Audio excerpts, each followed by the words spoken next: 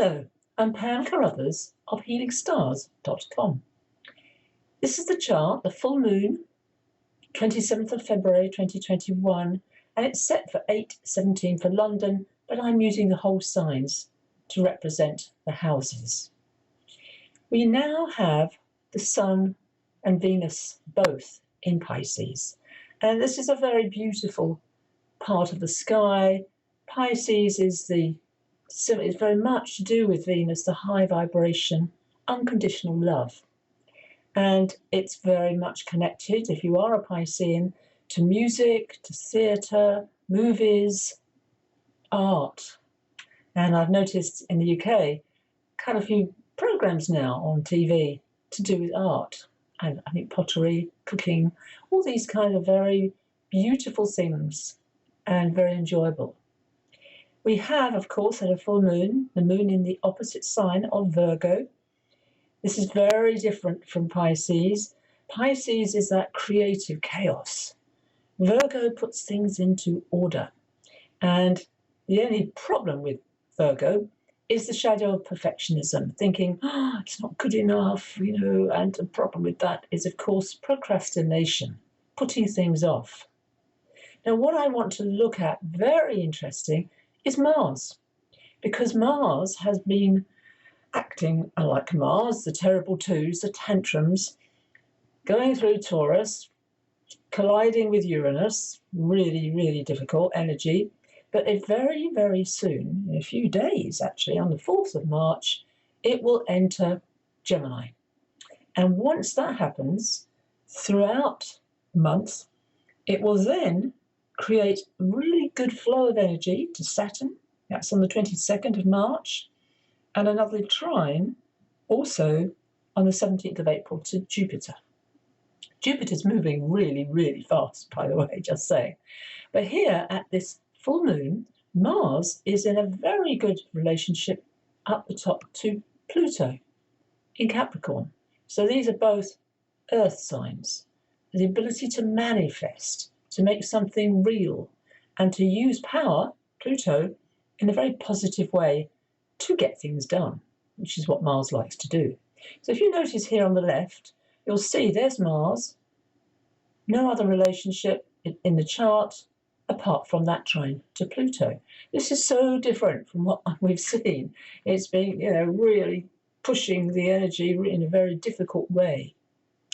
We also, if you notice, Venus and the Sun are close together. They won't actually join until that Sun-Venus on the 26th of March. And then they will both be in Aries.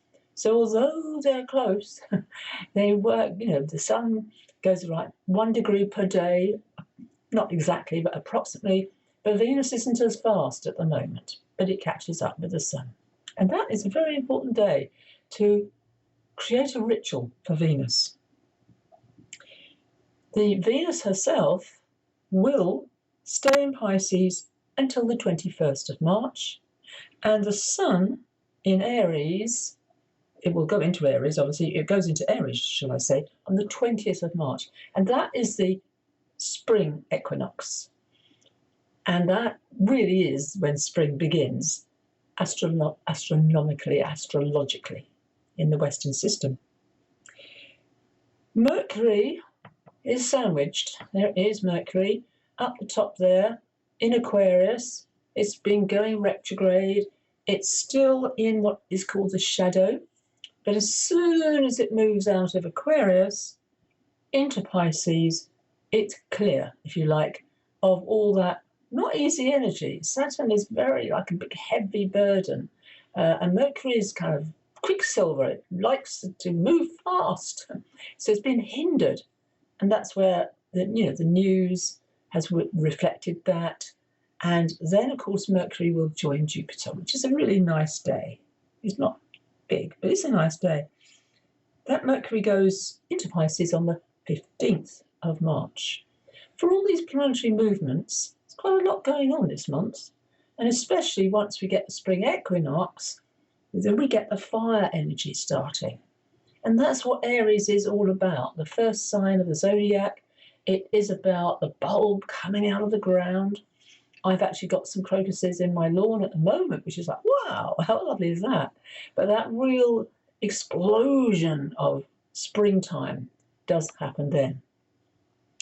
So we're waiting, if you like, I'm waiting for those lovely trines Mars is going to make and the celebration. I think this is happening at the moment, certainly in the UK with the COVID vaccine. It's really going well. I believe the same is true in America. And this is giving people hope. And this is the future. And that is what Jupiter represents for all of us. So the fact of Jupiter in Aquarius is also about equality. These Aquarian planets, that's the nature of Aquarius. Humanity, networking, community. And I've witnessed that time and time again around the area I live in and the news that I've read. But certainly, focus, beauty, Pisces, that softness, that gentleness that the Sun and Venus represent, both together. Have I mentioned when the Sun joins Neptune, another extraordinarily nice day in the month, and the Sun, have I written it down? Yes, I have, 11th of March. So you can see, hopefully, you can understand how different this is to that huge, all those planets in Aquarius, which was very big, like heavy, it's intense when you get 6 planets lined up in Aquarius, one sign. And now everything's shifting, gradually gentler and more in tune with, in the UK, we've got sunshine. It's the weather is looking forward, hopefully, to a budget next week, and people are definitely getting out and about into the sun. So that sense of, for all of us, to recognise the springtime is within us and to listen to heavenly music. I'm looking at the Sun, Venus in Pisces there. Watching a film which brings joy rather than a heavy-duty negative film. Okay for some, but it isn't really what the Sun, Venus want. They want art, they want music, they want pleasure. That word, pleasure. And so, on that note, thank you for watching. Pam Carruthers of healingstars.com.